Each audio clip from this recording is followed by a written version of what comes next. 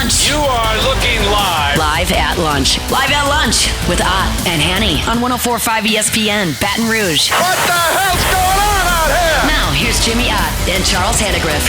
For some reason or another, you sound a little taller on radio. Is it live? Is it live? Is it live? From the BetMGM Sportsbook at the beautiful Beau Rivage here in Biloxi, Mississippi. Welcome to the Monday edition of Live at Lunch. 104.5 ESPN Baton Rouge. I'm Charles Hannegriff along with Jimmy Ott. Jordan Kinchin's back in the studio, back on our game week schedule with Brian Kelly's press conference coming up at 11:40 as a part of today's show. Good morning, Jimmy. Good morning, sir. Man, what a great weekend of football.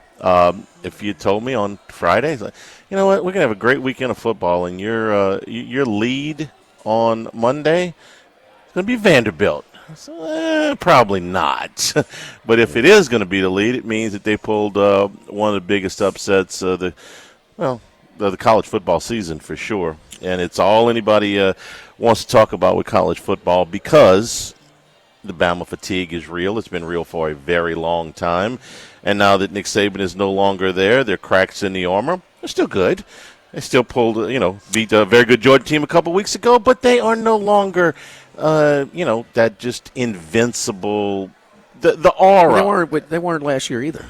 Yeah, but Saban was still there. They were beatable last year, sure. But Saban's presence, I think, it counts. Were they beatable the year before?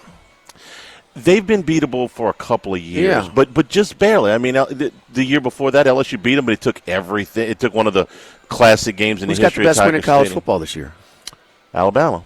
Yeah. I mean, no, they're still good. They're still good, but they are no longer. I think I've heard once before that when you use up a lot of the emotion one week, you have that much less in the tank the next. Yeah, but you should have enough emotion to beat Vanderbilt. Well, okay, but of course, Charlie. But it's the style of team. Saban is a defensive coach. Saban is going to commit to running a power running game and stopping a run. He has evolved. When Nussmeier, then Kiffin went in there, they modernized their offensive approach. Yes. He's going to let, even with Jimbo, he let Jimbo do what his approach is fine. Just better be balanced at the end. And DeBoer, I don't think Saban is capable, or his staff was having an offense, minus that stud team with Tua and Devontae Smith and Ruggs. That was just silly talent. But I don't think he's capable of devising a offensive approach where he could put up that kind of offensive numbers against Georgia the week before. And Saban probably would not allow a team to just run it down their throat when everybody in the stands know you got to run the ball, you run the clock, and you just end the game. So they're different. One's an offensive. DeBoer's a quarterback's coach. He's an offensive coordinator. Did a great job with Penix. Is he not doing a good job with Milroe? Yeah. But he's not the defensive coach that Saban is. So he's different. But, let's not, they're not immune to emotional letdowns. Maybe DeBoer doesn't command the respect. And like Rohan was saying yesterday, like Saban, he's on that immediately. Or everybody thinks he's a jerk. Everybody thinks he can't have fun. 24-hour rule, we moving on, man. When the old lineman talks about their national championship parade after beating LSU, before the parade, he's saying, I'm tired of hearing about this. As soon as this parade's over, shut it down. We're looking forward to next year. But nobody's the psychologist, tyrant, respected like Saban, and he's always working on the psychology. Team wasn't ready to play. Vanderbilt's way better. Diego Pavia, forget how short, how limited, and everything else. Is he one of the top 5 quarterbacks in the nation? Think about his supporting cast. You think he's loaded with fouls? There's not one person on Vanderbilt's team, one player that Bama offered. Not one. Sure. And this kid is going up and down the field on everybody. On everybody. Okay. I don't have much disagreement with most of what you said. Let me counter with this. Saban never lost a game like this. He never lost a game. You want Monroe? Not the first year, okay? When he was Saban, okay? That year, Should you ever lose to UL Monroe, no matter what you inherited at no. Alabama? Fair enough. Okay, I don't consider Saban at Alabama until the second year, but okay, fair enough. He never lost a game when they were this big of a favorite. Vanderbilt's better. Okay, they're not better. They lost to Georgia State 2 weeks ago. Okay, so let's not make them out to be. Did you see the play they beat them? I did, but it was. But they lost to Georgia State. Yes, okay? but if you watch the game, Georgia State made a play that Aaron Rodgers, one of those in his prime. I mean, it was an unbelievable fluke, high level play, whatever you want. And they got to back up wins against Virginia Tech as well. So, Now let's talk about the manner you think Bama's done for the? No, absolutely, absolutely not. Who is head and shoulders above everybody? Nobody That's the is. great thing. And I want to be very clear. I'm not saying that Alabama is done or they're not going to make the playoff or any of that stuff. I'm saying that the manner in which they lost this game was completely different than anything we've seen since the first year of Saban, if you want to make that distinction. Vanderbilt had 9 more first downs. They had the ball for 42 minutes. They converted on third down 12 out of 18 times. They didn't give up a sack. They had 3 penalties. I mean, the score, I don't know if it was as indicative of how the game was. If Vanderbilt just suffocated them. It had some, not all, of the characteristics of what Kentucky did to Ole Miss a couple of weeks ago, which was they just took the air out of it. And then Alabama's emotional breakdown with Malachi Moore at the end of the game is something that's been pointed out because their captain acted like an idiot. And I'm not saying that Saban's players never made mistakes or never, did something foolish. And certainly off the field, they had a number of them that he covered up or swept under the rug. Charlie, Kentucky, Ole Miss, and Vandy, Alabama were completely different games. It was a Kentucky Ole Miss after the first drive. Ole Miss did nothing. It was defensive struggle, and they were just committed to the running game. But they weren't over. This was a shootout. Vandy and Alabama. I mean, Alabama. Why did they not have the ball so much? Because they were scoring too quick. They were scoring on 50, 60, 70-yard plays. Well, they scored quick, but they also couldn't stop them. No, it's a shootout. A shootout means nobody can stop each other. I mean, even at the end of the game, Kentucky Ole Miss was first downs were hard. Do we have to go back to remember Ole Miss's first downs? I mean, third down conversions. Did you see Vanderbilt's third down conversions? They were. I just read it to you. It's 12 out of 18. I mean, and then another one on fourth down. What was Kentucky's third down conversion? It wasn't good.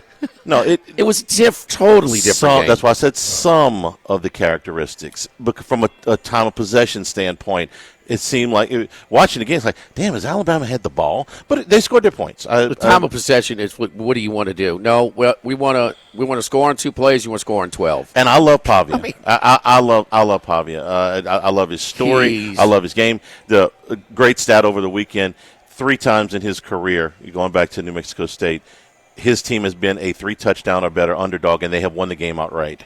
So he's the ultimate underdog. Okay, I love his story. I loved this game. I sent a sympathy card to the parents of the goalpost, because it got dunked in the river last night. I'm going to enjoy this a little bit. It's great. No, I think let's face it, college football wins. Yeah, college football wins. And you were sitting there trying to go through the schedule last week, and why are you doing this? Why are you doing it? Just let's let it unfold. It might be a total dud, but you might get some. So, somewhere on Saturday, March Madness broke out in college football, and it's a completely different sport. And David has no shot in Goliath normally because it's a physical game. I mean, there's not one player on Alabama's roster, Georgia's roster, LSU's roster that Vandy, on Vandy's roster that these schools offered. I mean, it's the have and the have-nots. But damn it, maybe this is the – and Saban's the GOAT. Who is? Yeah. Who is? So who is now he's got a teaching point. I tried to tell you, we can't just start playing in the second half. I mean, we can't just, maybe in the past you could, maybe sometimes. But if Vanderbilt didn't have Diego Pavia, could they have sleptwalked through the first half and won this game? No. No, of course they could have, Charlie. If Alabama could have sleptwalked through yes. the first half. Yeah. Well, yeah. this guy No, gives them a chance. He's a difference maker. He gives them a chance, does he not? In the college game, he is a difference maker. Oh, he's fearless. He got no. I mean, he is throwing a ball and he's good. Yeah. But I'm watching New Mexico State and I'm like, big deal. I mean, this is different. This is different. SEC arrogance, call what you want. I didn't think it'd translate to this. I mean, come on, How man. could you possibly? You know, Vanderbilt hasn't beaten Alabama in 40 years. So, yeah, you're right. College football wins. Oh, they win. Alabama running over the field, that got old a long time ago. And you're right. They haven't done that the last few years. It's been more Georgia. And last week, now this is the part of the Bama meltdown of their fan base that I love, which is if it's not for the Ryan Williams play last week, they, in back-to-back weeks, would have suffered one of the biggest comeback losses of all time and then lost to Vanderbilt. I mean, you think if they lost to Georgia, they lose to Vandy? I don't. Probably not. Probably not. They would have been way more focused. Sure. I've been a situational handicapper for a long time. We do it for a reason, and they're not immune to it. You know, and maybe Saban was better at that part of it. You know, the 24-hour rule. No. You know? I will say this though: if Georgia would have, if the last pass isn't intercepted, if they score, they go for 2 and they win, it still would have taken a huge emotional toll on Alabama to play that game, even if they had lost it at the very end, given how it played out. But no, they would have been more focused, and they probably would have won. Charles, human nature, man. You think those kids were big men on campus last week? We got a first-hand reporting of it. I mean, EJ sends us. Do you think notes. they are this week? Oh no. Okay. Oh no. Okay. Well, I mean. Oh no. It's just you get fat and happy. You get fat and happy. You exhale. I mean, it's just human nature. I mean, this is why it's at the college football, and it's just so much better than any other thing. It just is, and it wins. And I was worried, and we talk about it. All the things wrong with college football, and there's a lot of lack of leadership. There's a lot of lack of vision. There's, I mean, come on, man. UCLA. Selfishness. Call it what it is. UCLA is playing 10 and a half hours before Miami. This is screwed up. Yeah. Selfishness. Everything you're talking about is born out of the selfishness of the dollars that have come with this conference realignment and all these other things. Now, are there too many Division I teams? Yes. Yes. Are there too many Rena wins? My God, yes. Okay. Is UCLA supposed to be playing conference games in Pennsylvania? No, they are not. Right. Okay, in any reasonable society. But given all that, a 12-team playoff could not have come at any better year, as far as I'm concerned. With all of these teams that we think are Alabama, Georgia, Texas, Tennessee, Ole Miss, maybe LSU, you put them all in a hat.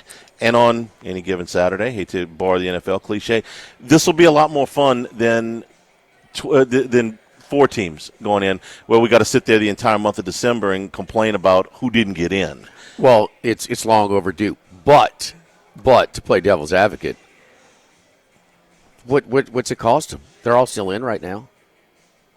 It might have cost them with a 4-team. It might have been more damaging. Did it diminish your enjoyment of Saturday anymore because it was still in? It was one of the best Saturdays in the history of college football. Yeah. And it came in, and I want to say, really, our one ranked matchup is Missouri A&M. Okay. I mean, Missouri, they're the best thing. And you know this, and you've been working with me for 30-something years. Praise the Lord that this preseason rankings don't mean anything. These beat writers that stuck in the press box covering their one team, they can't watch all the games. How much more were you able to follow this week? A ton more. It's just, you got to go to practice. You got to go get the quotes. You got to write a story. I mean, you don't have time to sit there and DVR every game, and it's just you have to pour over box scores, which are sometimes misleading. Missouri is preseason ranked high. Why? Because they beat the Ohio State's JV last year, and because they have a favorable schedule. So wait, we don't schedule tough, and we rewarded in the preseason rankings. Missouri and what did Michigan done? They beat USC. Okay, so did Minnesota. They want to run poor PJ Fleck off. I mean, Minnesota, Arkansas, remember who you are. There are limitations on how you're not playing with the same deck. But But this Diego Pavia, he had 17 family members at the game. Man, all 17 need to get jobs. I mean, is Diego Pavia going to hook up with Hawk Tour? Huh? Well, if the 17 family members weren't out on Broadway on Saturday night, they missed an opportunity. And then all of a sudden, where did all these Vanderbilt fans come from?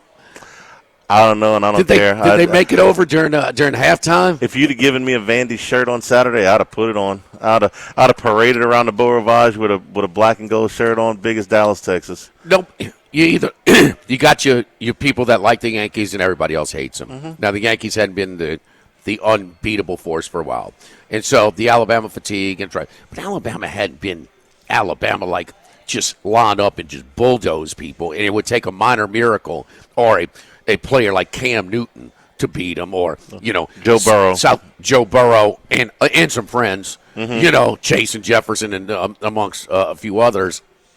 But Auburn. With the last couple of years, Auburn's given up 2 of them.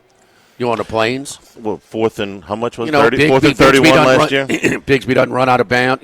So they haven't been, and nobody's got depth like they used to have. Nobody. No, the transfer portal sucked that out. A lot of that out.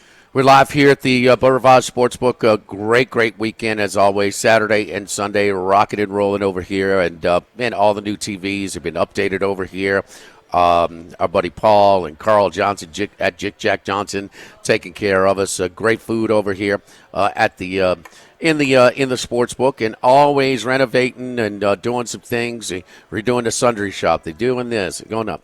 Non-smoking areas available. Of course, in the sports book, it's always non-smoking. So a lot of different options and versatility. They got a lot of holiday season coming around the corner too, and for the holiday, got a lot of cool shows for everybody. Check out their website for more information on that. But you name it over here. In-game, pre-game, futures. We moved the line yesterday, Charlie. Jaden Daniels. Moving on down. We moved the line yesterday, so his chances are moving on up. His odds are moving on down. Yes, so just really good to. Oh, the AP poll is out. Okay, and you see all those teams are losses. They're still up there. They're still in right now. Yep. So that's, but their room for error is, and look, Charlie, a 10-2 team is from the SEC is getting in. Most of them, not all of them.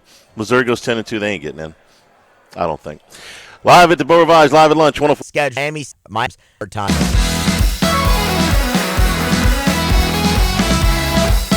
Live at lunch with Ott and Hanny from the Beau Rivage on 104.5 ESPN, Baton Rouge. Remember, you can always get the show on demand. New LouisianaSports.net, 1045ESPN.com. We'll have a new Handycast tomorrow instead of Monday because of the off week. We'll have some highlights of the first month of the season, and we'll do a video review with Richard Dixon. So Vandy is okay. Vandy beats Bama. Mm-hmm. The Arkansas meets Tennessee to a 2-touchdown dog. Not that they were a dog, but who thought that A&M was going to destroy Missouri? Can we talk about that for just a second? Because we were sitting here together, and I'm watching Connor Wegman warm up. I said, "Hey, he's going to start." No, I was complete. I could not believe that Elko was going to start Wegman when this guy won the games, but he sure comes out smelling like a rose because. Man, they're so much better than they were in the opener against Notre Dame. And this guy is such a good coach, national championship coach, not even close to his resume, but he can coach. There's no gimmicks, there's no smoke and mirrors, it's blocking and tackling. But Connor Wegman was awesome, and again, flawless. And Marcel Reed was good, in the 3 games he had to start. 6 touchdowns. Marcel Reed was better than Wegman had been. Yeah. 6 touchdowns, no interceptions, and about 200 yards rushing in the 3 games. But this guy's got a pulse of his team. Yeah, he does. Because Reed can't do what Wegman did on Saturday. He had done better. And you know what? Sometimes competition, pushes, motivates people. If Connor Wegman didn't think that his job was on the ropes, he's not paying attention. And what's he do? He did something in practice, He did something in this game. If Elko loses that game, on, if they lose that game, he's going to come under a huge amount of criticism no, because of how he had played. I would be sitting here right here a second because I'm admitting my thoughts at the time. I could not believe he was starting Wegman. Yeah. And, I could not believe it. Because the way Marcel Reed had played, if you lose that game, you open yourself up to a huge amount of criticism. All right, but so continue. But the 3 games, what do they got in common?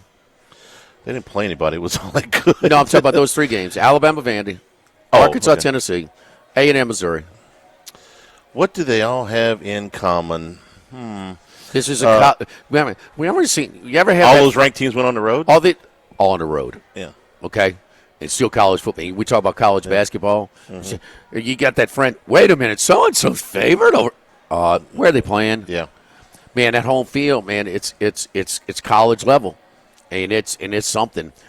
Miami went to Cal and almost got beat. Probably should have got beat. How with Ward's comeback, because he had no room for error. They're down 35-10, and he is just. I mean, he had to be perfect to lead them back. And how in Utah State can't stop a nosebleed. And the running back for Boise State passes him up in Heisman? Really? Yeah, that was a little surprising. Ward had 277 yards in the fourth quarter, which is on video game-ish. It was. And all of them absolutely necessary. Not a garbage yard in there, okay? They had to have every one of them. If you missed our show yesterday on Football Sunday, it was McAfee's open with the crowd, and Berkeley he hit it out the park. It was so good. Berkeley as a host, the kids, the self-deprecating humor. Mm-hmm. I mean, it was so funny. The signs. I mean, so damn funny. But I mean, it just in the haves and have not only do the haves have all the fancy facilities and the sleeping cots and the chambers and the nutrition centers all around and stuff like that. Not only do that, but now they got money too. So now you get more of a stipend and the facilities. So the separation between the haves and have-nots continues to widen. But now the lack of depth in the psychology part of it, where it is harder forever. Man, DeBoer could talk to his blue in his face. His team didn't listen to one word he had to say about Vanderbilt being a threat. Not one word. How are they supposed to? And they do now. And they didn't. Vanderbilt led wire to wire. This Never is trailed. This is not one of those upsets where they hung around and caught them at the end. They got the one fluke play. The ricocheted pick six. Sure. Oh, that sure. was, okay, no, but they're going to need a break. Yeah, you're going to need a something. A something somewhere. But Charlie, they beat Georgia. I mean, could Milroe play any better against Georgia? No. and it still needed to win. Williams has got to make that play. Yeah. Well, Williams made that. Well, Milroe had to make a ton of plays. He did.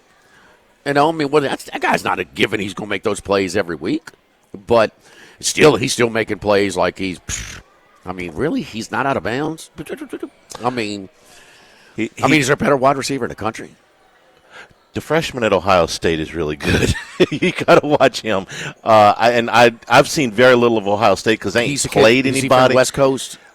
I don't remember where he's from. Talking about Jeremiah Smith, I got to look up where he's from. I don't remember exactly. I think he might be from. Florida. That's the other one. He's from Florida. He's from Miami. That's the other one is. I'm thinking of.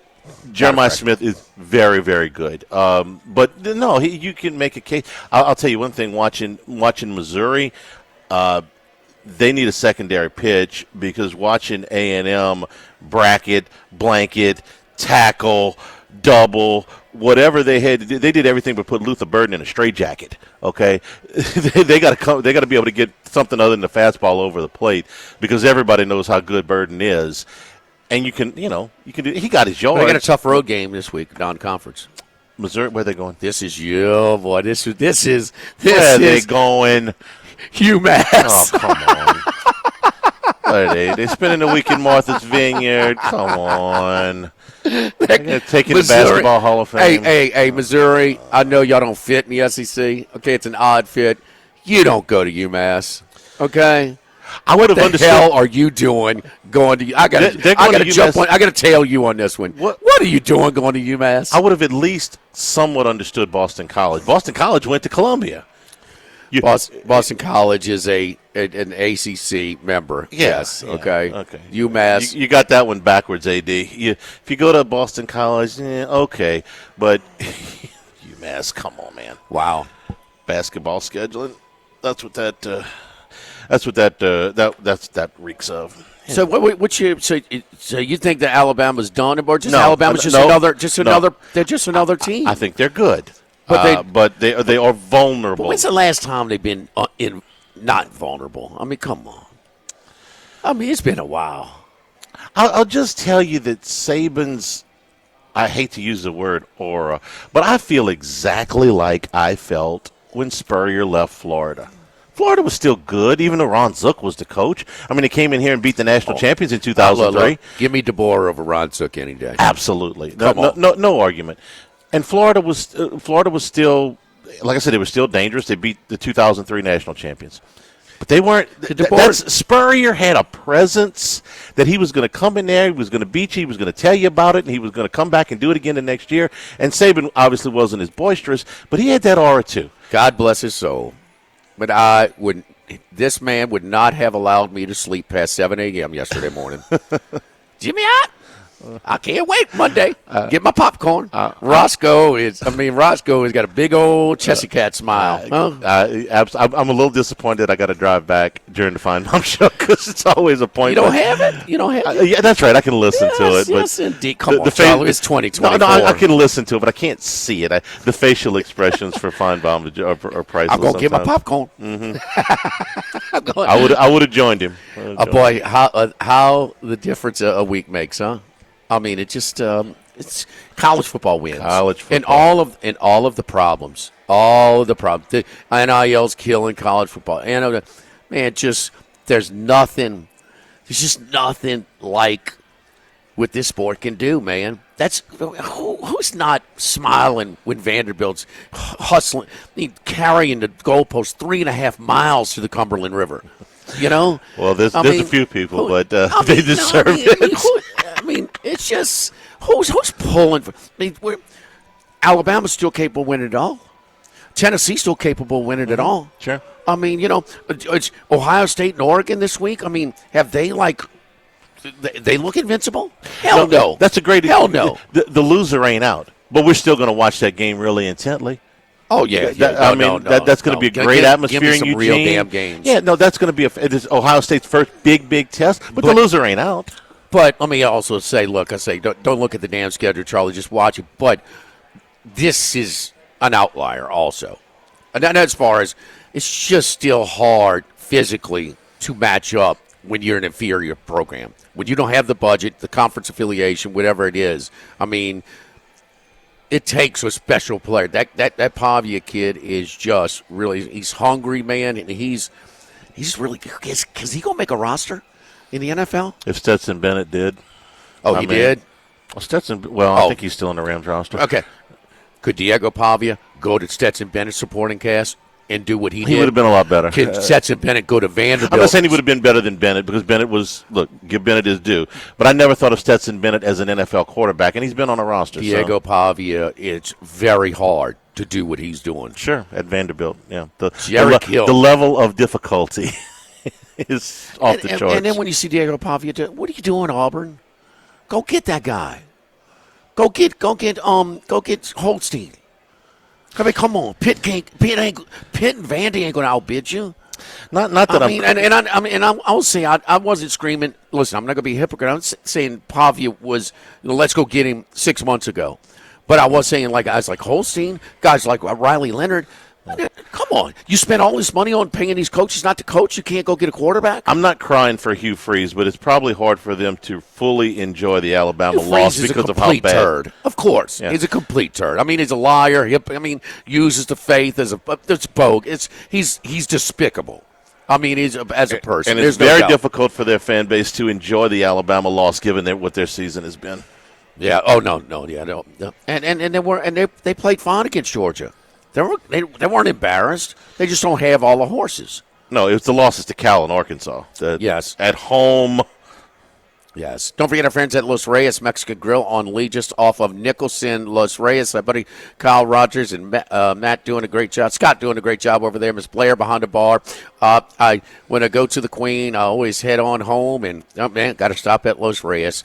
Nachos, a great guacamole, fresh jalapenos, and a great happy hour as well. Los Reyes Mexican Grill. You haven't been on by, go stop on by. It's October. It's great weather month.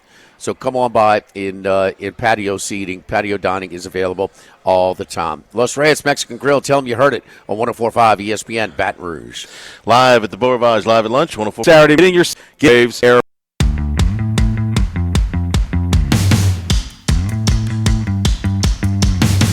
Live at lunch with Ott and Hanny from the Beau Rivage on 104.5 ESPN Baton Rouge. Back here at the Beau Rivage. Brian Kelly press conference coming up about an hour from right now. I need to go to broadcast confession. You know why? Bless you, Jimmy. Forgive me, Father, for I have sinned. Oh, you hadn't done this since Duke in the bowl game. Go ahead. You know. Jinx, South Carolina. Not only that. What else? I just pounded on the runts. Oh, yeah. How good did the runts look? Runts look fine. They didn't look like good. Who's got the best front four in the league? The best front four in the league? Well, the best Charlie? The best ends are at South Carolina. I don't know about the best front four overall, but the best ends are at South Carolina. They dominated that game. They did. South Carolina didn't score a touchdown, Charlie. They didn't really move the ball. I mean, no, they were blown out from start to finish. Ole Miss jumped right on them. The Kentucky didn't go up and never feel against them. Kentucky was committed to the running game. As long as they could stay close within striking distance, he was going to try and shorten the game. And remember the Ole Miss penalties that kept Kentucky on the field in the first half. Yes. Oh, huge. And that's runt. That's runts. Yes. Okay. Again, not respecting your opponent. Mm-hmm. You don't feel dangerous where you can peacock and do this and get these in 3 first half, third down stop penalties to extend drives. I mean, that's 3 possessions. You can't do that. And you know what? They were after the psychology is so man, they were humbled after losing to Kentucky. And they were more focused. And they got their grit back. And they kicked South Carolina's rear end, baby. In Columbia. In Columbia. To the point where my favorite pick, and look, I went 4-1, but that was my one, and that was my favorite pick, was South Carolina. +9 at home? Yeah. Come on, man. And Charlie, to the point where I laid 17.5 in game. You thought it was a mirage early? No. I said South Carolina could play till next week. This front four is dominating this game. South Carolina it was so hard for them to get over. This is Ole Miss now, and this is the fun part about college athletics, basketball, the court rush fade, the field rush fade. I mean, and then when you're at your lowest, you listen to your coach more. And you listen to what they're doing. You pay attention. And you focus, and you respect your opponent more. And, man, they kicked the crap out of South Carolina. And it's a healthy, rested South Carolina off of a bye. Right. Their defensive effort was the biggest surprise. If you'd have told me Ole Miss was going to go in there and win in a high-scoring game, I'm like, well, okay. they're capable of that. The fact that they shut South Carolina completely down. So after Mass yesterday, and when I went to, broadcast penance, you know what the father sentenced me to? Makes you watch Missouri UMass? No, he made me invite Mincy Friday. Okay. Okay. Yeah. So Mincy's coming in there with a little swag on Friday. Creative promo. I saw him. Hold the mayo to Mincy. Who's next? I saw him on Twitter this morning. He says, I'm already bouncing off the walls. It's Monday. Okay. What a difference a week makes. Yeah. Huh? Yeah. It can.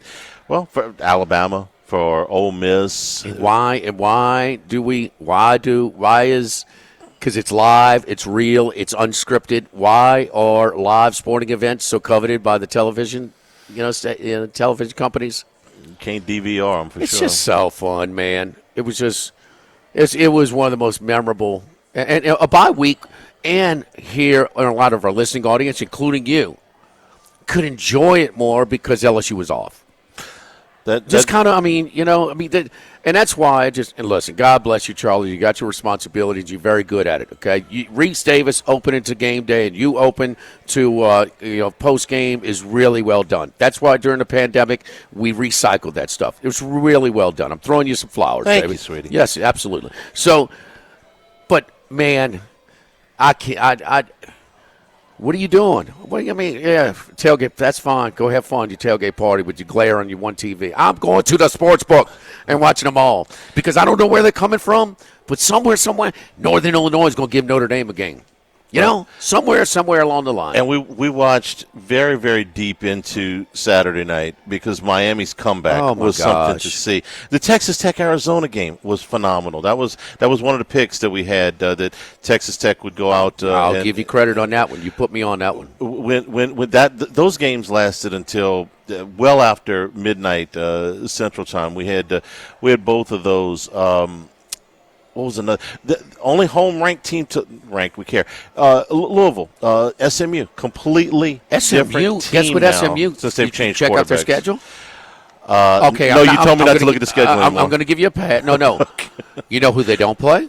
Who's the best teams in the ACC? Clemson and Miami. They don't play them. Oh, well, then that. Uh-huh. SMU's in the ACC. That's right. Uh-huh. That's right. And guess what?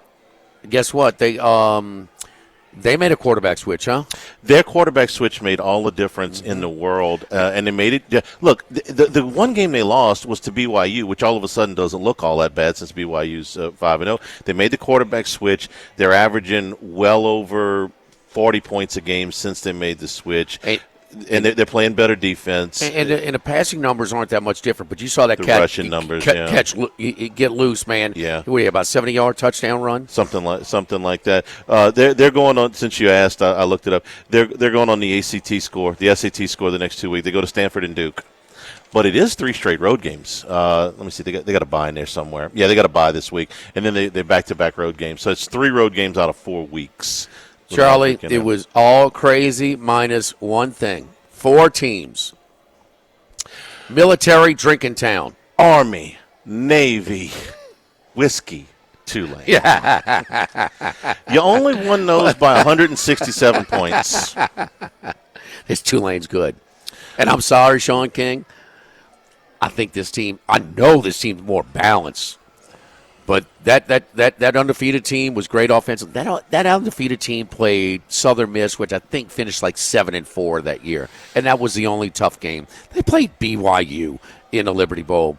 This Tulane team, I think, is better. It was 57-6 after 3. 57-6 on the road after 3. I know UAB is nothing special, and Trent Dilfer looks like this is kind of a country club job for him, like he shows up on the weekends or whatever. Just his attitude. I'm not saying anything about the guy personally, but you listen to him and he's kind of like, we ain't Alabama. Indiana wins again. On the road, Indiana covers again. Yeah. This Signetti. The fighting Signettis, so. First time since 67 that they've been this undefeated. All right, okay, now my boy. I'm not ready to say he's safe by any stretch, but does he at least have in the Gulf? Does he have at least a life preserver? Does he leave like somebody threw him a rope? My man, Sunbelt Billy, is he real? Is he just kind of? Is he coming out for the 10th round? Tex Cobb versus Larry Holmes. I thought you were going to say Sam Pittman, but he's got a quarterback. He does have a quarterback, and the quarterback controversy, if there was one, it should be done. Lagway's the future, but the future ain't now. He's got to save his job here first, and Graham Mertz is the better of the 2 options right now. It is Oklahoma State, Texas A&M, NIL going bad. Gundy tried to tell you he was tired of it. How does Ollie Gordon and the whole offensive line come back and you can't run the ball? How does that happen? 19 starters back for them. 19 the most experienced team in college football. And they've lost 3 straight now. That's one of the bigger surprises. Had 18 straight winning seasons. Yeah, right. You have an experienced coach. You have an experienced team with a good degree of success, and you have a star. And they have fallen flat on their face. That one's one of the huge shots. Let me go back to Florida for just a second here. They were UCF was one of the biggest public plays all 90, weekend. 94% tickets money line on Central Florida. That was shocking. I could not believe that. Two reasons. Number one, the game was still in Gainesville, but two, It's a Central pick'em Florida, Central Florida got Housed. blown out by Colorado last week at home. Yes. So there's no recency bias there. Don't forget our friends at Legacy Title. Chad Reynolds, Legacy Title for all your real estate closings, 296-0060. Full-service title company servicing all of South Louisiana. Our great staff at Legacy Title. Ashley Donald, Mariana Haynes, Adrian Galata, Michael Platt. Buying, building, refinancing. Nobody chooses but you. Choose Chad Reynolds, Legacy Title, 296-0060. Don't. Nobody rallies the troops like Sunbelt Billy. Tennessee, Georgia, Texas, 3 of the next 4 weeks. We'll see. No, it's I know. It's I know. temporary. He's got a quarterback, though. Live at the Beau Rivage, live at lunch, 104. Have been hours.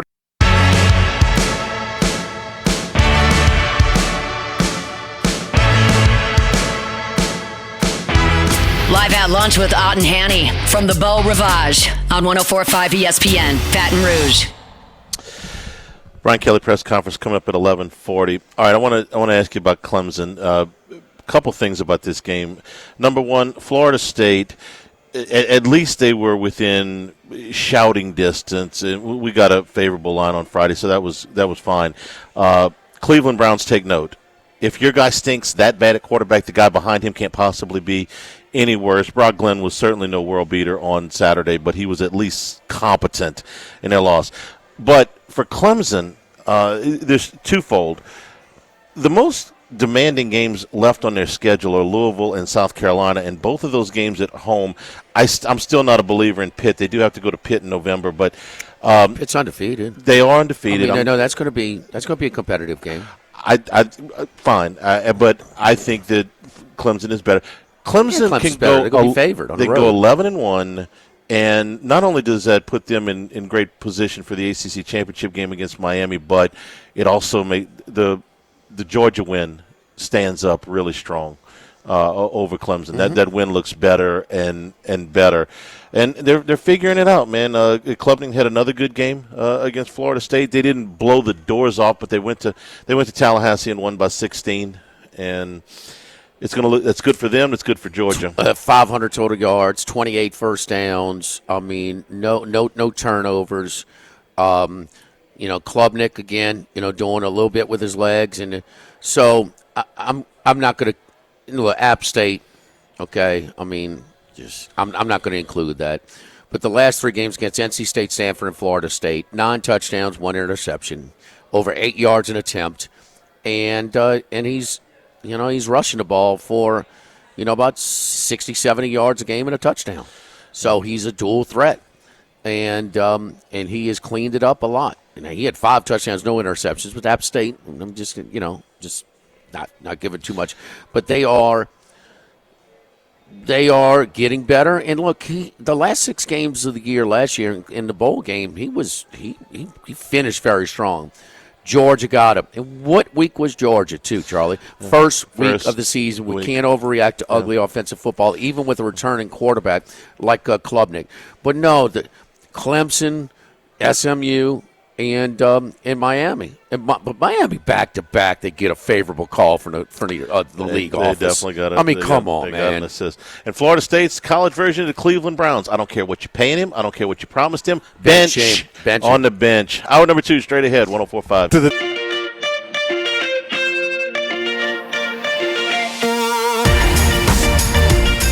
Live at lunch with Ott and Hanny from the Beau Rivage on 104.5 ESPN, Baton Rouge. And we return here at the Beau, BetMGM Sportsbook. Charles Hanger, Jimmy Ott, Troy Mack will be with us later on this hour, and Brian Kelly as well. Well, yesterday we settled in for a nice day of NFL football, and we got treated to another real good performance by Jaden Daniels. Oh, it was awesome. The rookie quarterbacks now, the 3 rookie quarterbacks that are playing, their teams combined 10-5. Commanders at 4-1, Broncos at 3-2, Bears at 3-2. And boy, there's some preseason favorites in the NFL that wish they were 3-2. Notably, the Bengals and the Niners. Yeah. They wish they had a winning record right now. And neither one of them do. But let's talk about Daniels here for a second. First of all, Cleveland is the biggest dumpster fire in the league, and we'll touch on that. But Daniels, another 300-plus yards. He goes for 320 rushing and passing, 82 yards on the ground, 238 yards through the air. The completion percentage was down. It had to come down. It was at 82%. There was no way it was going to stay there. He did throw an interception. It was a bad interception. It was probably the worst throw he's made that I've seen all year, because the interception he threw at Arizona was a great play by the defender. But this one was down by the goal line. That was bad. But everything else was fantastic. Couple of plays, Jimmy, and we watched this game together. The time he breaks contain and throws this 66-yard dime to McLaurin was one of the most beautiful plays you will ever see, and it's something that just very, very few, even professional quarterbacks, can do. And then the second one, it goes down as a 2-yard gain in the box score, but they had him dead to rights on a 3rd and 1. I mean dead to rights. And he slides through, he scrambles out, he makes a 2-yard gain. He's probably got to run about 35 yards to make 2. And he makes it, and he moves the sticks instead of them coming up with a 4th down. That's just 2. I could pick more, but those 2 stood out to me. Besides, and the touchdown pass was another absolute dime. A week ago, we did this with Skeens. How many guys in the league can make those plays you're talking about? The 66-yarder to McLaurin, I would say less than 6. Maybe Josh Allen, Mahomes. I don't know if Joe Burrow can make that throw. I really don't. On the move, that pass was probably in the air for 50 yards. Very few. Very damn few. We did this with Skeens. Got in early on. It was MVP and Rookie of the Year. Well, it was Cy Young and Rookie of the Year. This is MVP and Rookie of the Year, which if he don't get hurt, my goodness, he's well out in front there. But his MVP odds are. Well, how would he get hurt, Charlie? Running and getting hit. How's he doing there? He's doing. I didn't see him take many hits yesterday. No, he's doing very well. Yeah, he didn't take many hits. It's not the same. It's not the same approach that we saw in that first game at Tampa. That's right. He's still running. He's just not getting hit. No, he's getting out of bounds or he's getting on the ground. Down. Yeah. No, I didn't see him take one hit. Yeah, no, I don't remember either. He's going to get sacked. He's going to get hit when he's delivering the ball sometimes. Okay, but I'm talking about those where he's trying to win over. He doesn't have to win over his locker room. That's done. It's done. Joe Burrow admitted to me in SEC Media Days going into his 2nd year, said, Joe, you tuck it and run and try and take on tacklers, try and win over your locker room. I said, yeah. I did. I was new, and I need – and that is the old way.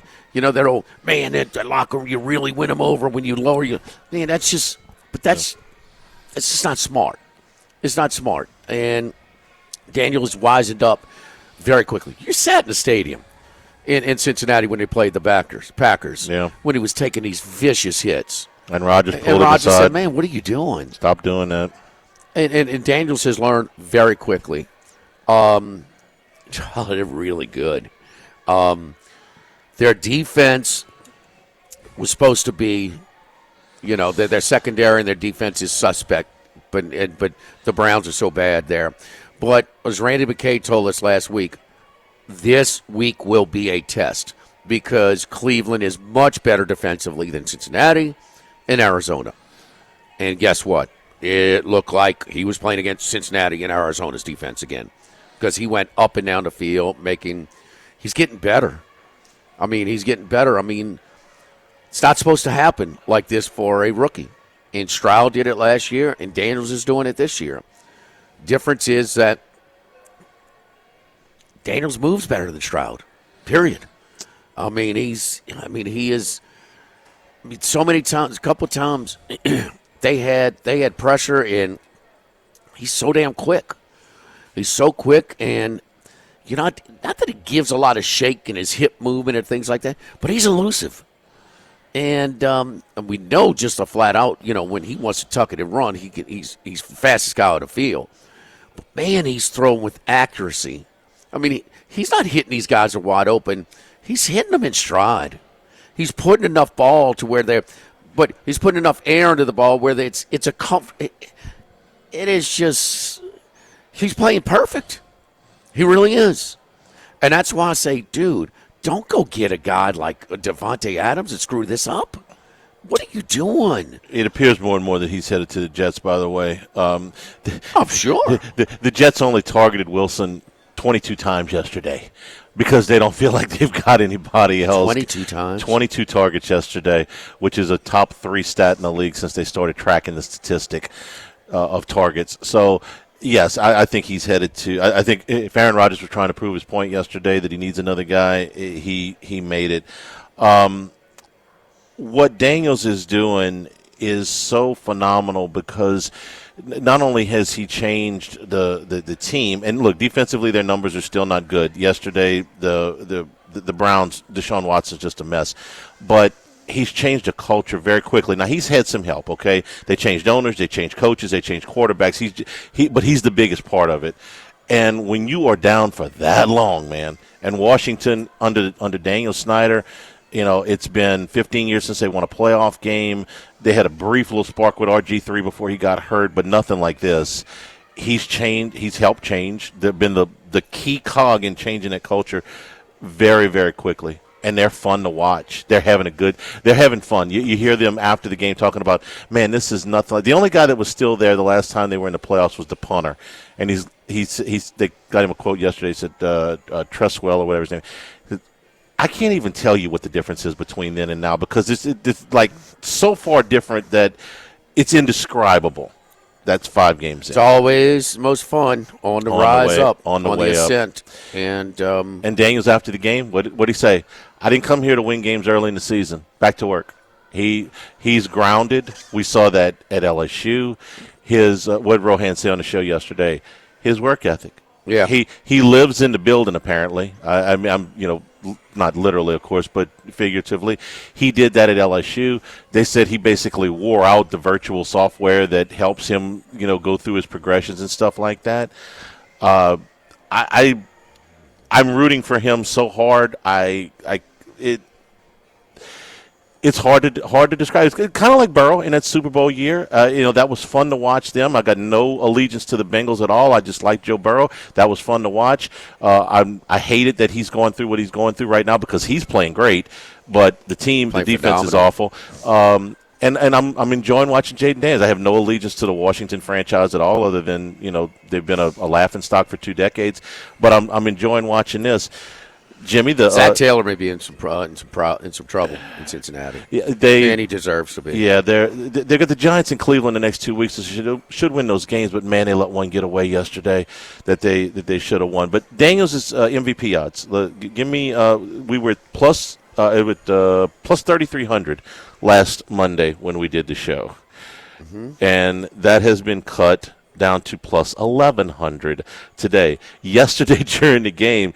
Not every outlet gives you odds during while the games are going on futures, but BetMGM does, or at least they did up to a point, and his odds were literally plummeting during the game yesterday. Yeah, watching some of those plays. I think he started the day at plus 1,800, I believe it was, or plus 1,700, and we watched it go down quarter by quarter. Well, the second quarter we got 30 to 1.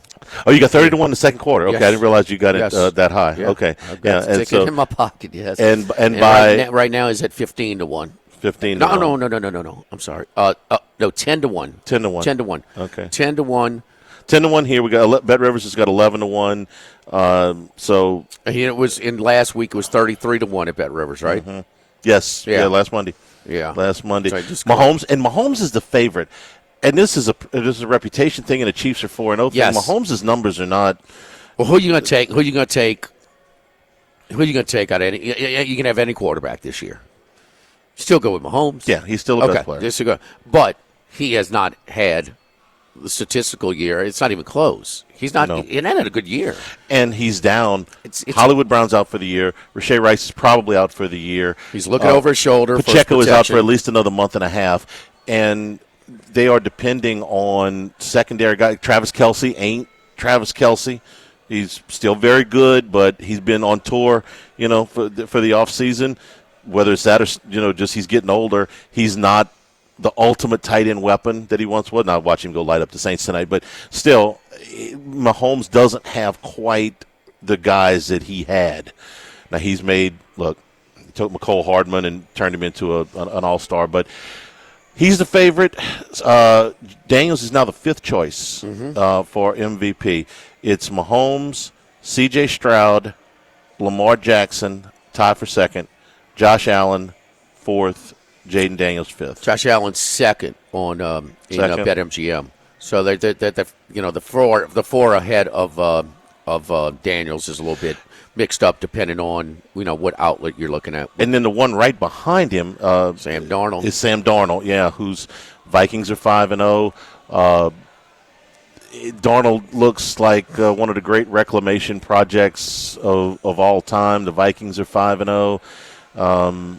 They're good. They're good. Their defense is good. You got a great offensive mind, and you got a really good, and you're taking a guy a little bit deeper. Look, they picked Rodgers 3 times yesterday, including a pick six. And they hit him. Mm-hmm. They hit him. Florey's going to bring it, and so they're a little bit. They're just. And Darnold is playing, winning football. I mean, no, we don't expect him to, but they're going to be in the playoffs. I mean, they're just too solid. That NFC North is really good. With the Lions, the Packers, and Vikings. And damn it, look at the Bears at 3-2. I don't think that's sustainable. You can only get lucky so many times. Will Levis giving you a game or playing Carolina. And that Carolina thing, they're better with the Red Rifle right now, Andy Dalton, but they're still not good. No. I mean, that defense is near the bottom in all the league metrics. So.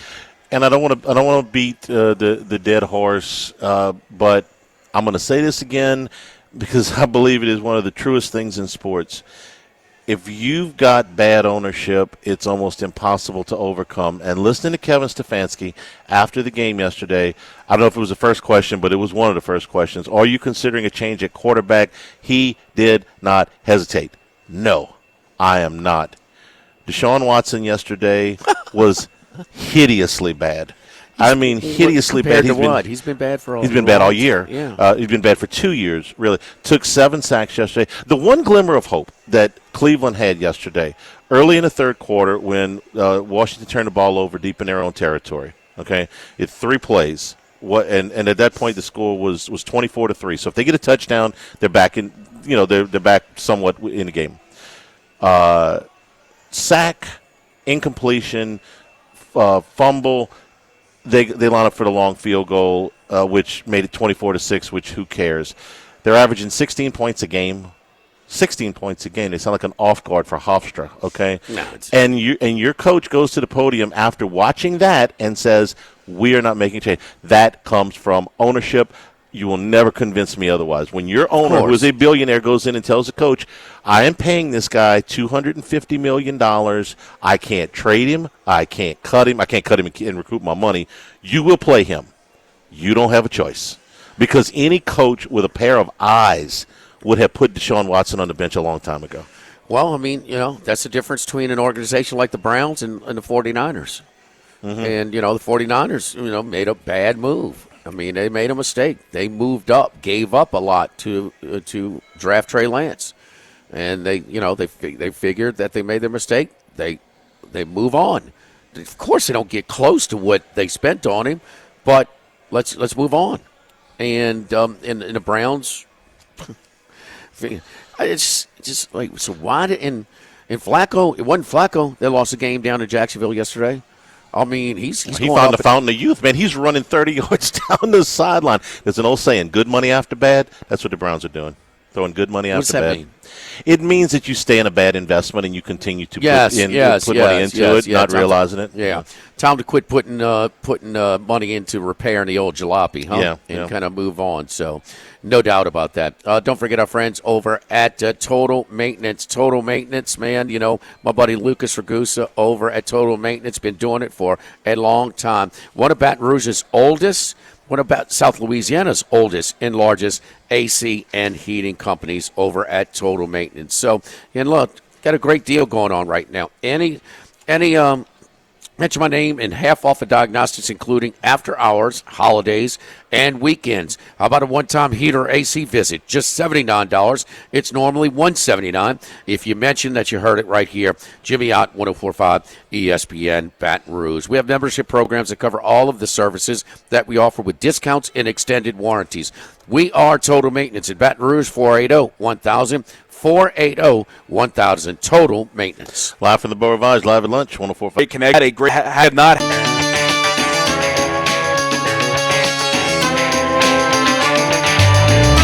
Jimmy, Charlie, and Troy.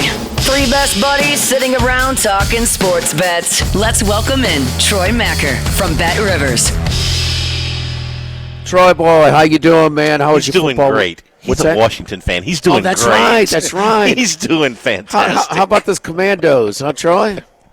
It's a weird feeling. I'm not going to lie. I don't really know what it's like in my entire life. Well, essentially since I was 7 when they won the Super Bowl, but I was 7. I don't really remember much. They've been mediocre at best, and certainly they've had some fluke decent years. But this is it's still early, which is why I'm being aggressively, cautiously optimistic.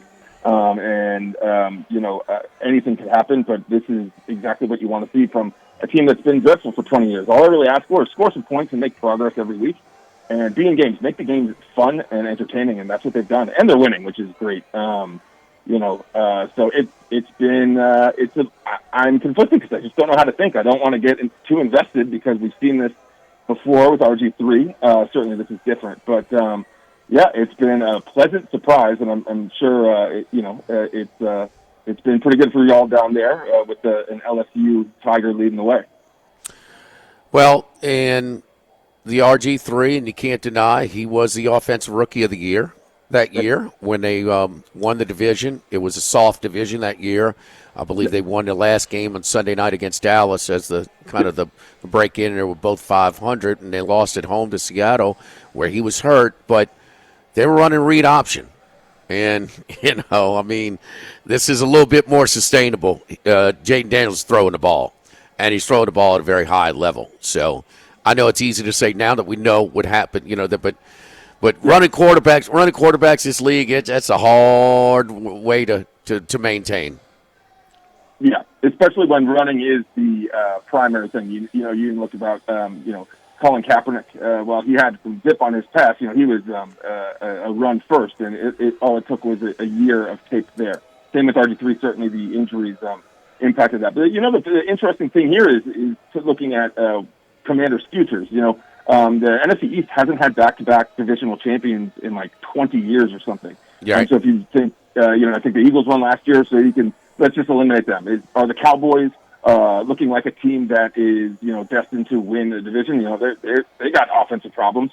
Certainly the Commanders' divisional odds are going to get shorter and shorter, but, you still have, probably a few weeks left of getting it at plus money if they continue to win. They have Baltimore coming up. If they win that game, you can kiss goodbye any value there on that. But I think at least this week, would be interesting from a plus money team that's not in the top spot in their division from an odds standpoint to make a futures wager, because there is no consistency in this division whatsoever, and from year to year. And right now, none of those teams, other than the Commanders, who are playing with a rookie quarterback and not a great secondary, are leading the way. So there might be something to trying to get some plus money value on a futures bet for the Commanders to win the division. I can't believe I'm saying that as a fan. I know. I took it last week at plus 290, and those are gone. You're getting some 150, 170s and things like that. But Troy, Dallas won the division last year. So remember Philadelphia with their slide, and they went and lost in a wild card round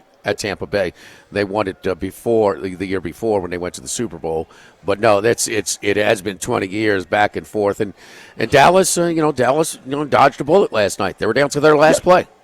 And at the 4-yard line, one play, they don't get it. They get it, 20 seconds, they win, and they won.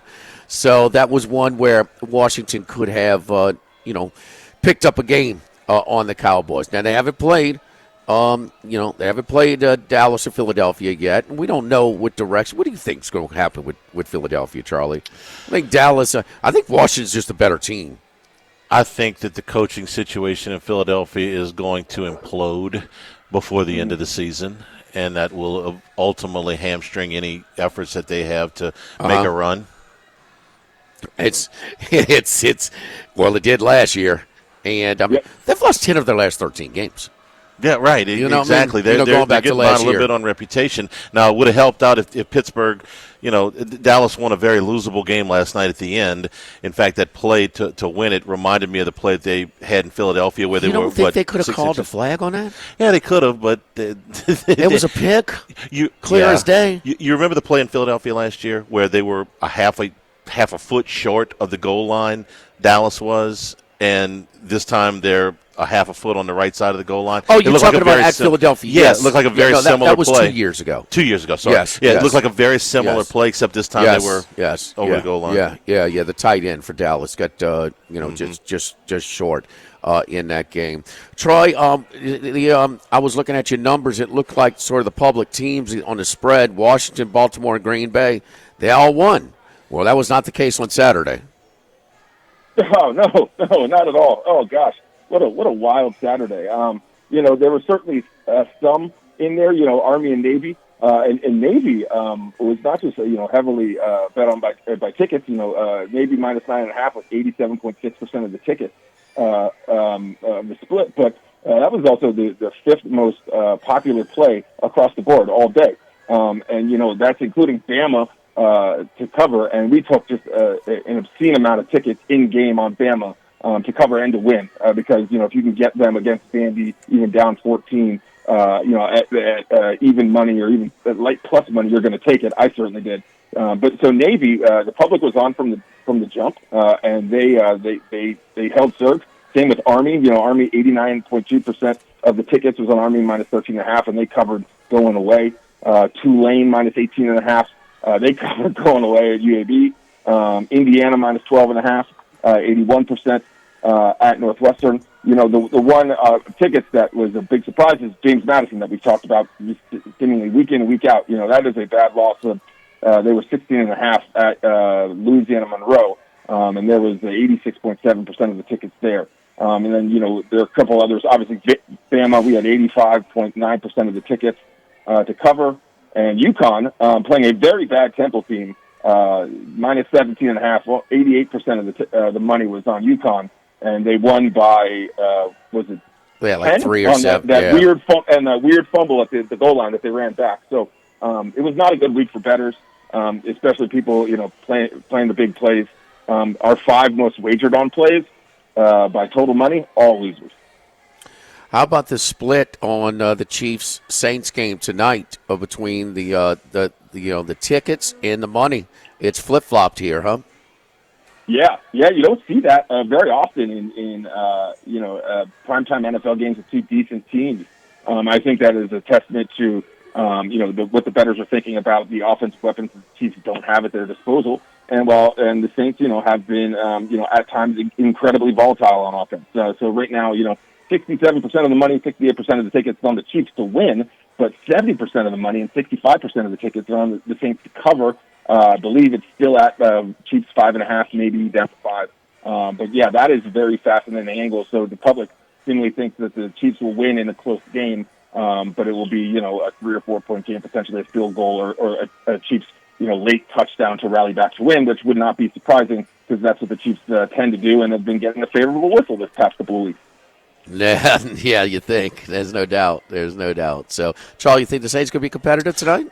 I got this strangest feeling that the Saints are going to win this football game. I can't back it up with any statistical data. Just Kansas City's a little bit fortunate to be 4-0, and the Saints are a little bit unfortunate to be 2-2. They probably should be at least 3-1. And I know the injury situation, but that goes both ways in this game tonight. It just looks like one of those spots. I'm not saying New Orleans is better than Kansas City, but I got the strangest feeling the Saints are going to win this game.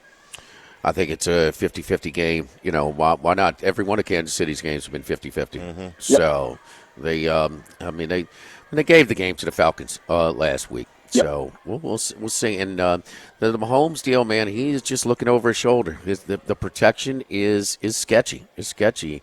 And I guess what you're talking about with San Francisco, Charlie, and Shanahan has blown double-digit fourth-quarter leads. He leads the league There's no active coaches that have blown more double-digit fourth-quarter leads, including a couple of Super Bowls, as Shanahan. But, man, that Super Bowl loser, it's and blame the defense if you want yesterday, but they didn't score in the second half. Not a point. No, they got at to home against Arizona's defense. Yeah, at home. They have to. They have to. But it was a step up in class. Our buddy Randy McKay said, "No, I want to see what Jaden Daniels and this Washington offense does against a much better defense than, say, Cincinnati and Arizona." And he looked every bit the part, no problem. So, this is a league where, man, a team or a player looks so good, well, they're going to revert back to the mean a little bit in the next week. It has not happened with Washington the last 3 weeks. You saw it a little bit in the first quarter, and the first couple of drives I'm watching, I was like, okay, this is going to be more like the week one against Tampa Bay. Tampa Bay's defense is good, and certainly Cleveland has a good defense. It was a struggle to move the ball down the field. He had a turnover early, but the thing that's been so impressive that I'm sure you guys are well aware of is his in-game adjustments that he makes, and when something happens, he learns from it immediately, and he's such a duck on the pond that he's calm, cool, and collective above water that. He is developing week to week and literally quarter to quarter. And certainly, I still think there's going to be a rookie wall at some point. I think people will figure him out at some point. But what we've seen is that his ability to adjust on the fly. And if people figure it out and you can adjust and use your legs as an advantage, I mean, sky's the limit. I certainly don't think he is in the top 3 MVP favorites, but he is now, at plus 1,000, Jaden Daniels. So, I think Rookie of the Year is pretty much in the bag, save injury. But it is fascinating to me that he's playing like one of the best players in the league entering his 6th game. Well, the Major League Baseball postseason has been really good too. A crazy game for the Mets. They tie it up with a 2-run shot in the top of the 9th, and then the Phillies win it in the bottom. Back and forth lead changes. San Diego routes the Dodgers on the road. So both of the National League Series are a game apiece as they switch cities. And now we got a couple of game twos today, including at 3:08 today this afternoon, our time. Tigers and Guardians, and the overwhelming favorite to win the American League Cy Young, Tariq Skubal, is on the hill, and he's favored in getting some action at Bet Rivers. Yeah, 67% of the money, 62% of the tickets are on the Tigers. 56% of the money is on the Tigers to cover 1.5. Although 63% of the tickets is on the Guardians plus 1.5. And after game one, where the Guardians put it on them early, I don't think they'll be able to do that against Tariq Skubal, who's the best pitcher in the AL. The Tigers have been just a gritty team that's hard to figure out. Their manager has done an incredible job of managing his players and putting them in position to be successful. I do like the Tigers here, minus 130 favorites right now, but I think they even up the series at Cleveland today. All right. Follow Troy on Twitter at Troy Macker. That's Machir. Good stuff, Troy. Keep those Commanders going, man. They're exciting to watch this year, no doubt. Yeah, they are. This is a new feeling, and I'm already excited for next week, which is something I haven't been able to say in decades. So thanks again, guys. Yes. Yeah, the Wicked Witch is gone, man. Snyder's gone, so allowing the whole fan base to breathe a little bit. So, man, it's fun stuff. Thank you, Troy. Thanks, guys. Live at the Beau Rivage. And, Kelly coming back after this? Or short sec? Short sec. MR Property Group, buying, selling, or investing. My friends and LSU alums, Miriam Del Rio and Remy Curry, big sports fans as well, big LSU sports fans, can help you do it. It makes for a more pleasant experience to partner up with someone has some common interest with you. So you always can talk about sports while we're doing this as well and speak our language and not push our personal preferences on you, but low-pressure suggestions when asked, finding the options that you're interested in. Our negotiating track record has been awesome for sellers. Some of the top square foot, dollar per square footage in the greater Baton Rouge area. And you know what? If you're thinking about selling, you might not realize just how much equity you do have in your home. MR Property Group with Keller Williams Red Stick Partners in Baton Rouge, 230-4242, 230-4242. Live at the Beau Rivage, live at lunch, 104.5 ESPN Baton Rouge. Live at lunch.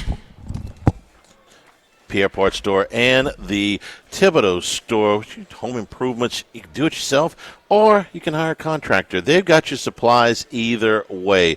You go to ThibodeauStore.com. You can have the supplies delivered. That way you can work with your contractor. You can go through the list of things that you need, order it right there, have it delivered. Very, very convenient for you. If you're going in to shop in store, power tools, hand tools, plumbing supplies, electrical supplies, you need lumber delivered from the Pierreport store, they can do that for you.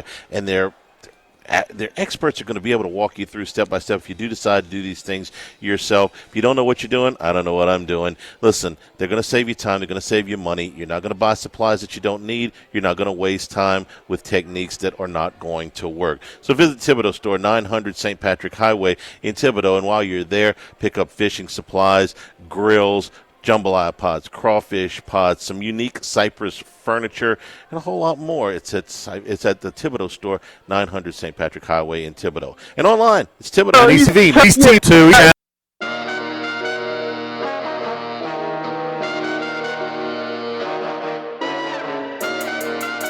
Live at lunch with Ott and Hanny from the Beau Rivage on 104.5 ESPN, Baton Rouge. All right, Brian Kelly press conference coming your way here in just a couple of minutes. The Saints tonight against the Kansas City Chiefs, showing right now the Saints are a 5-point underdog. Numbers come down just an eyelash from yesterday when it was 5.5. The total 43.5. Andy Isco, if you missed Football Sunday yesterday, gave Saints and Chiefs under. He also had the Packers. Isco and Nolan went 3-0 yesterday. Jimmy and I got hooked with the Jaguars yesterday. That one was tough, and Giants Seahawks under got away from us a little bit. We did cash with the Texans and the Broncos yesterday. So it was a decent day yesterday. Not as good as Saturday. Saturday was a very good day for our handicapping team and for me, Jimmy, and Max too. So tonight, 14-point lead with 7 minutes to go. You had a chance to hedge or middle once the Colts had hit that big play and show that they might come back. So you had multiple chances to hedge if you wanted to kind of. The bad beat, So, well, I thought Flacco was he's good, man. He's playing, he's better than Richardson right now. Richardson gives you a chance. It's not like Watson. Watson's done. Watson's done. 34-20 Jacksonville, 5:09 to go in the game.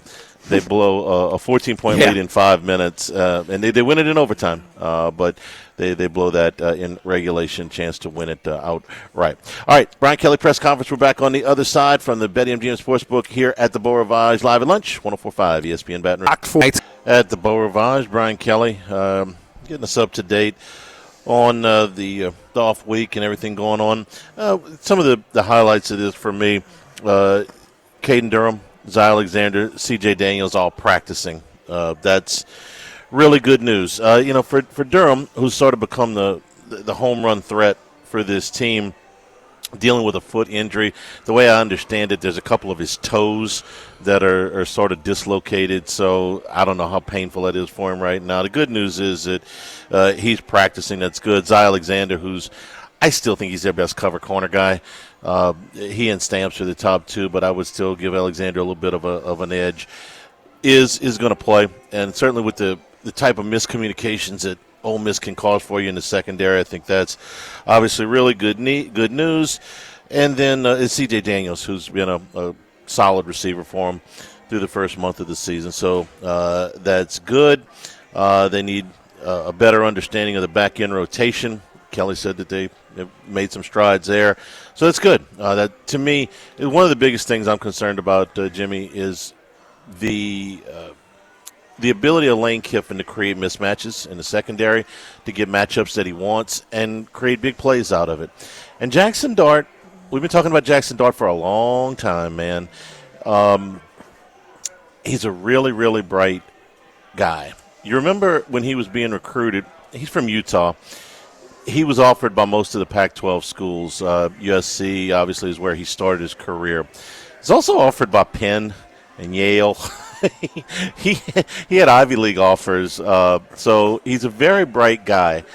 And, he's been written off a couple of times. The USC thing didn't work out. After his first year at Ole Miss, he threw a bunch of interceptions. And Spencer Sanders came in from Oklahoma State. He had been a 4-year starter there, but he said, well, he's going in to take that job. And then Walker Howard transferred in there, and it looked like Jackson Dart's stay in Oxford is going to be pretty short. He's changed that narrative pretty considerably in the last 2 years. Yeah, he's Kelly. Kiffin likes to run his quarterbacks, and it's funny because Hugh Freeze before him did the same with Bo Wallace and Matt Corral under Kiffin. Who was he? Kelly. Kelly ran a lot. Yeah. They've always, integrated that option and those design runs to, with rushing attempts, it would be about 10 to 12 a game. It just forces you to defend one more player. And but Dart in this game 2 years ago missed some guys. As Gordy was talking about earlier, Kiffin is a really good play designer, sequence guy, setting it up, the whole thing. Never hesitates when it's fourth down. You'll never see him. That's one of the reasons why he's so successful because, before the defense can kind of dig their feet in, they're not quite as fast tempo-wise as they've been because, you got to play complementary football. And you just can't. You increase the amount of snaps and in game in a season that your defensive front plays, and you're gonna wear them down. And that's Tennessee's not playing as fast, and Ole Miss either. Ole Miss, I was blown away how good that defensive line was on Saturday against South Carolina. They just owned them, and this was with a healthy and rested South Carolina. Got their quarterback back coming off of a bye. And they were just shut down. And, that's a difference. And we talked about, and even Nick Saban talked about, they are better up front than he's been at Ole Miss. You want to be exciting, you want to play, but you're going to have to be able to stop the run and run the ball a little bit if you're going to play for something significant. And Ole Miss is one of, 10, 12, 15 teams that have a chance to make a run. That defensive front is something. You got the play caller, but they're not this super duper high tempo. I'm glad you brought that up because not only are they not super high tempo, they have as they've been right. They have tried to slow things down. I had the game on the sound on, and I kind of had my head turned, and I heard him say, "Well, here's another one of these fake injuries." To slow things down. I thought to myself, "Wow, South Carolina's doing that to Ole Miss." I wouldn't have expected. Ole Miss was doing South Carolina. No, they did Kentucky as well. Kentucky as well, yeah. And I looked at it, and it's one of those blatant ones. I was like, "Wow, okay." Yeah. They're trying to slow things down. And by the way, he got asked about that. The SEC has a policy. I'll be honest with you. I wasn't aware of this. They've got a sportsmanship policy. They can. I thought Kelly's answer here was perfect. They have a policy against this, sportsmanship policy, where you fake an injury. He said the officials should not have to officiate this. They can't tell. Okay, that's not their job. You can go back and look at this crap on Monday and say, okay, that if they can go back on Monday and decide that they're going to fine Arkansas and Vanderbilt for the fans rushing the field, which I know those schools did everything they could to keep them off the field. You can't. If you can fine them for that, then you can fine them for this crap because this is intentional. Okay. I'm not a fan of these guys just falling down and, like Fred Sanford, Elizabeth, here I'm coming. It's Bush League, okay? But they're doing it, and you can't do anything about it on Saturday, but you can damn sure do something about it on Monday. All right, I don't know if they're going to do any of that on Saturday. But the point, they are not as tempo as they once were. No. But LSU's found a little something. Gordy talked about that too. In the South Alabama game, the tempo package worked pretty well. They found a little bit of momentum here with this rhythm that they're going with. So we'll see how fast LSU wants to go. And then Kelly comes back and says, "Look, we don't want to get in a shootout. We want to play complementary football." There's a balance there. There's a balance. What else did he say? You don't want to. Another thing about Dart is he doesn't shrink when the moment is too big. I think he talked about his toughness, which I agree with. Yeah. I do think, though, that, he's not a blow-away guy. I mean, think about the guys we just talked about in Kiffin's system. I mean, what did they ever amount to? You know what I mean? Are they system guys? And Dart is tough. He will lower his shoulder. And he's got enough size to where, at this level, he might be able to get away with it. But I thought he took a step back, man. They didn't do much against Kentucky. Kentucky's respected defense. But isn't this crazy that the LSU Ole Miss game, and it's no comparison, the constant, whether it's the SEC teams that have won national championships or the geographically positioned teams in the SEC footprint, like Florida State and Clemson, always had really good defensive fronts. Everybody's trying to get them. I mean, ain't many of them out there. I'm just shocked that Ole Miss has a better defensive front, much better defensive front than LSU. That is unusual. Very, very. And for all of the, they're obviously really active in the portal. It raised some eyebrows when they lost Quinshon Judkins to Ohio State. Now they lost him to a team that was spending plenty of money. Yeah, but this is Ole Miss's chance to make a run, and he was there. He was a big part of that team a year ago. Huge part of the team last year. Yeah. I find myself thinking that this game is a complete toss-up. I've seen both of them be good.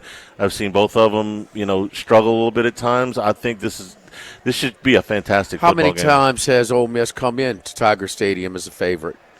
They came in, the one year when they were top 5, the Land Shark crew. The Bo Wallace team. Yeah, that was like 13-3 or something like that. Yeah. The times where they have been, it hasn't been, but they've had a tough time when they've come into Tiger Stadium as a favorite. Yeah, it's been a long time since both teams were in the top 10. LSU's not in the top 10 in the AP. They're in the top 10 in the coaches poll. Last time they did that was 62. So you're going all the way back on that one. And the Bo Wallace team, no, they're not almost never favored in this. Trying to think of the Deuce McAllister team, but no, that was. No. Yeah, Deuce was on a team that was. They were. They won that game. Deuce wasn't a senior, but it was against one of the DiNardo teams. Yes. No. They had. They were very good up front too. Yeah. And they were. Who was? It was Deuce and another guy that was kind of a rotation. Yeah. The kid wasn't as big as Deuce. I remember. Yeah, but they were. They ran for a lot of yards. That game maybe, but they're few and far between, as you point, and I certainly agree with that. Line's right where we thought it was going to be. It's sitting 2.5. LSU's plus 2.5, right? And how does Ole Miss handle now that they're playing for something? This is their biggest game of the year by a lot, and how you handle that mentally. That's why I brought up with Dart. Like I said, this kid's. He's been around the block. This is not. Yes, he has. He has played a lot of football, a lot of SEC football. He's less likely to be phased by the moment. Oh, I don't think he's going to be rattled with all of his. No, right. No, right. he's got. That's an angle. That's an angle for young first-time starters in the road. He's been in some tough venues along the way. But last week, South Carolina, not the easy place to play. They took the crowd right out of the game. Absolutely. From jump. Absolutely. Yep. Yeah, he had a real nice game too. He had almost 350 yards of total offense. Here at the Beau Rivage, it's 3. So, Okay. It may have taken a different path, but this is where we thought it was going to be the whole time. Come right down to the end. Wouldn't surprise me at all. We're brought to you by Home Bank, Louisiana-based since 1908. Terrific CD rates right now that you can take advantage of long-term and short-term for small minimum balances, so you can get great opportunities to get in on some of these returns. Talk to one of the local bankers in Baton Rouge on Corporate, Sherwood Forest, Longform Village, Bluebonnet. Also Home Bank locations throughout Acadiana, New Orleans, and North Shore, Natchez, and in Houston, Texas. Visit home24bank.com for more information. Personal and business banking solutions with Home Bank. Take a break, come back and wrap things up here at the Beau Rivage live at lunch, 104.5 ESPN Baton Rouge.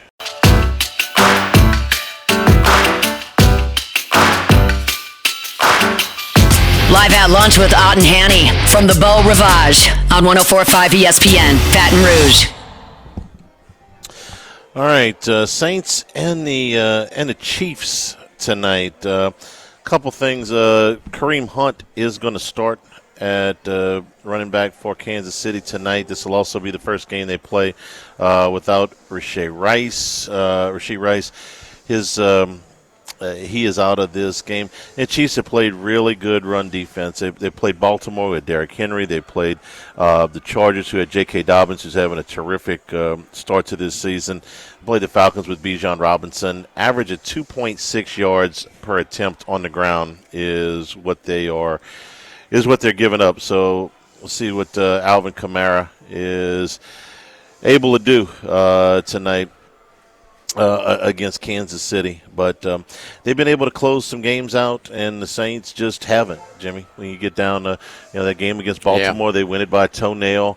They hang on despite the Rice injury in the game against the Chargers. The Chiefs know how to win close games. That's how they got all of those rings. And for New Orleans, they've let two of them slip away, especially the one last week. And maybe the one against Philadelphia, all right, you revert to the mean or whatever, but last one you let it get away. Yeah, man. Philadelphia, you got outgained so much. I mean, it's, and Sirianni made that a lot closer than it really had to be. But the Falcons, I mean, Saints gave it away. And, some poor mental decisions, by a guy that's been one of the real bright spots, real find. I mean, not even a late draft pick invested in bringing in Rashid Shaheed, and you just can't do it. And so it's just a tough loss because you got to split those games. They should work out, and part of that's bad luck, and part of that is self-induced. So I think a lot of people think that the Saints can play with the Chiefs, but a lot of the Saints' numbers were inflated when McCoy was in there, and they just have not been the same, without him. They were better against Atlanta than they were against Philadelphia, no question about that. But the Chiefs have, they've done this before. It's almost like they kind of coast until they get into the postseason, especially last year where they finally didn't have that lofty seeding where they had to go on the road. They went on the road. They played more road playoff games than they have in the previous 5 years.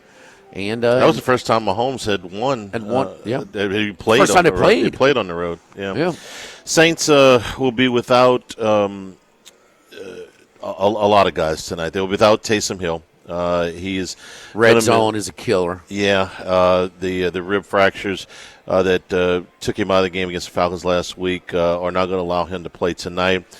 Pete Werner is going to be out for tonight's game. Willie Gay is out for tonight's game, so they are shorthanded. They're shorthanded at linebacker. They will get Demario Davis back.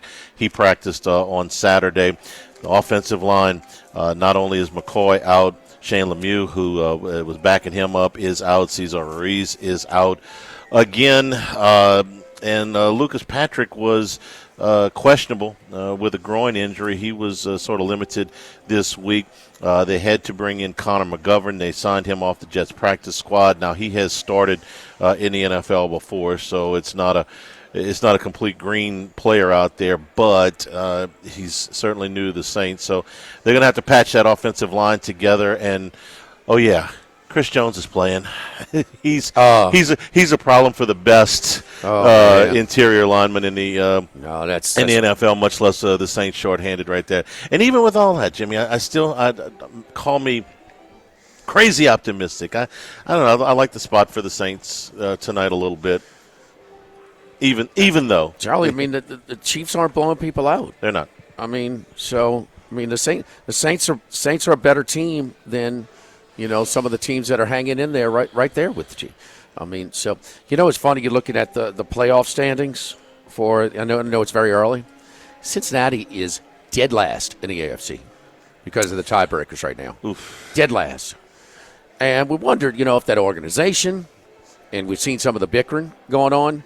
The coach, and I think they're starting to direct some of the, the blame on him, and I love seeing these the captions on the talking heads, whatever. Is Joe Burrow to blame for for them losing to the Ravens. My God, 375 and 5 TDs. Can't go play safety. No. I mean, Joe he Burrow threw a pick, okay, and that helped him come back. But man, come on, jeez. Joe Burrow's numbers. We're just going to be fair about this, okay? Through 5 games in his career, he's got the highest completion percentage, the highest number of touchdown passes, the highest number. If Max was here, he'd give you the average points anticipated per snap and per game. Those are the highest of his career. His quarterback rating is the highest of his career through 5 games. Through 5 games. So what about yards per attempt? Yards per attempt is not quite the highest of his career, but it's close. It's 8. Okay. And so that number's fine. He's playing great. Yeah, there's not a whole lot more he can do to keep them afloat. That's why I bet them not making the playoffs. So between the coach, and not only they're not just bad on defense, they're bad and banged up. I mean, Lamar Jackson. I mean, when you got him on third down, he was converting third downs left and right yesterday, and that's abnormal. I mean, when he has to, and he doesn't have that dual threat. I mean, he's much easier to defend, and I mean, just they couldn't. Was it 5 possessions second half, 4 touchdowns and a field goal? And also Zach Taylor. So you got Burrow's hot, red hot, and you set up the 54, 55-yard field goal. I mean, you ran the ball 3 straight times. I mean, like you were at the 20-yard line.